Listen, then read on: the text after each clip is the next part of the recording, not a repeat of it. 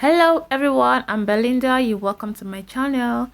Today I'm going to be braiding my hair. I'm going to be using black and wine expression braiding hair. So without further ado, let's just get right into it. So right now I'm just feathering my hair. You can use the already done one, already did one, or you can just do it yourself. Oh my goodness, I'm so sorry guys.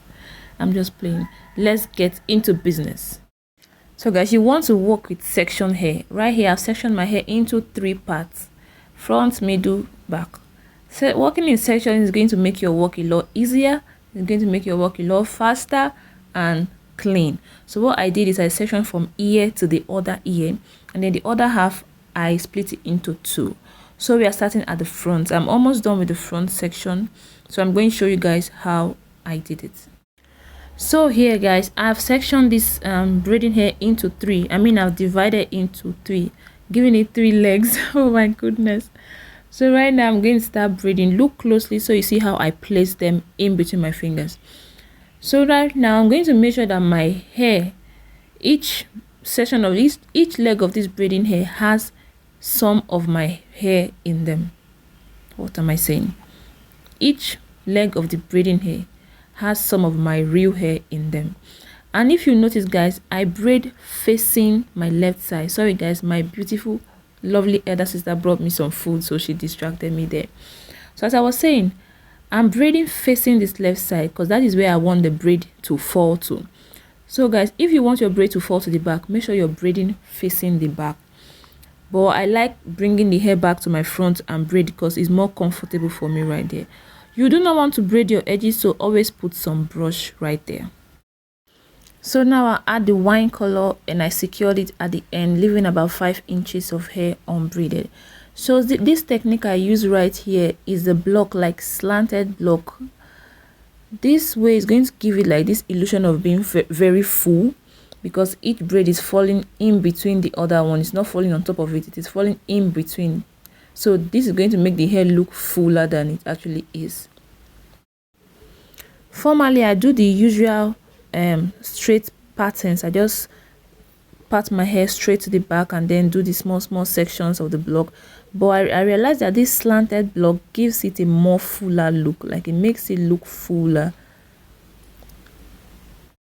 So let me give you guys a visual explanation of what I'm saying. So watch closely guys, you will see how I achieve it. I just made this straight pattern from the end to the other end. It does not have to be very clean. And then you're going to need some rubber band to section the rest of the hair out of the way, or you can use a hair pins to do that, push the hair out of the way so that it don't disturb you.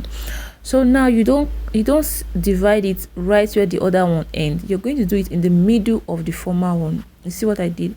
I'm not going to cut it here, I'm going to cut it in the middle of the previous hair.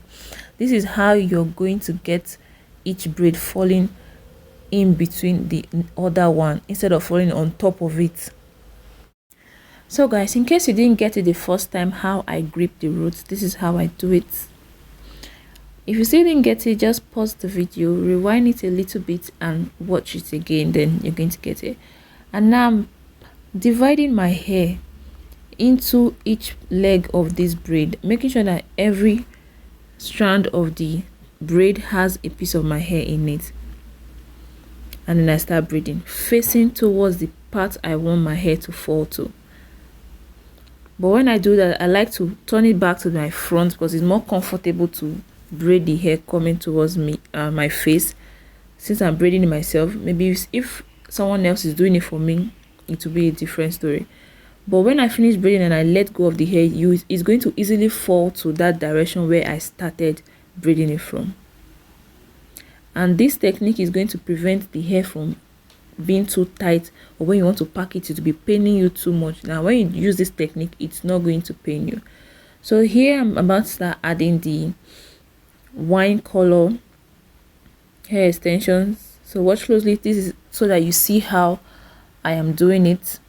You don't want to add too much hair at the same time.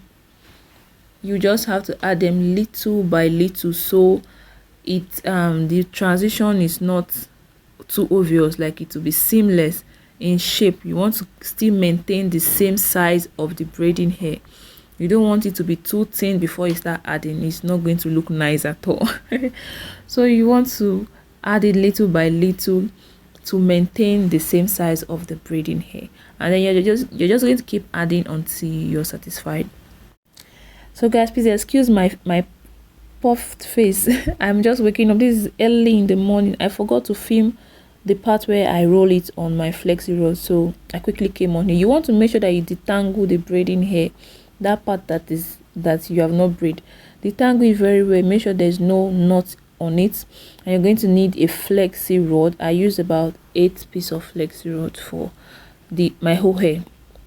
So you're going to use your flexi rod this way, and then you're going to wrap and twist.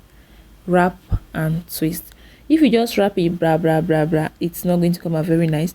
But if you want a defined coil, you wrap and you twist. As I wrap the hair around the flexi rod, I twist the hair to the opposite direction.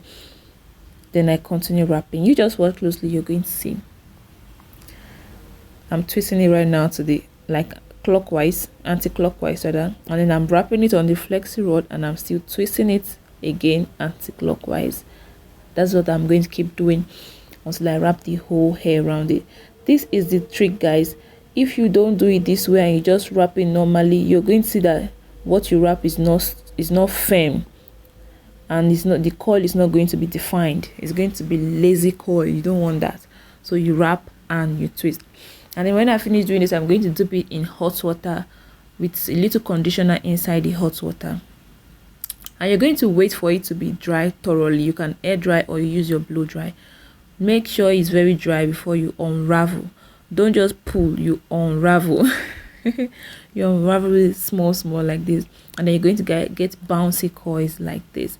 Guys, I used just 2 packs of the braiding hair for this hairstyle. Can you believe that? Just 2 packs, and I still have a few. I have just little left. So yes guys, I used 2 packs for this hair because I don't want it to be too full. Plus expression is so expensive these days. But if you want like full one, you definitely need more than 2 packs. So now another trick for how you can avoid frizziness: cut off the end, like this tiny end. Cut it off. That is what is used to create knots. You cut it off just little. Cut it off like that, so that it's going to you're going to easily separate the coils and not have frizzy coil, but defined, very defined, beautiful bouncy coils. Consider to subscribe to this channel, guys, if you've not done that already. Please like and share this video. Leave me a comment in the comment section. I'll be glad to reply to your comments. So as I was saying, make sure to cut off those tiny ends. Though they are the bad guys. They're the ones that used to cause it to be tangling at the end. So when you cut them off, it makes it easy for your coils to be bouncing around. You feel me? Oh my god, guys, I am loving. If there's another word I can use to express how I'm feeling about this hair, I am loving the outcome of this hair. And the secrets, or how I say the tip, the main important thing on how you can achieve this is to make sure that you have conditioner in your water. You might just say you're wasting your conditioner, but girl, it's going to help you get a very defined coil, easy to detangle. It's going to get a very, very soft, bouncy, defined coil. If you could just spare some of your conditioner and pour it in that hot water, you will see that the coil is going to be nice. And another thing is to make sure that you let it dry properly before you unravel. Make sure that it is totally dried before you unravel. You're going to get beautiful bouncy coil. Check it out, guys. Check out the root of this hair. Damn, I am so feeling this hairstyle. Thank you so much, guys, for watching. I'll see you on my next one. Bye.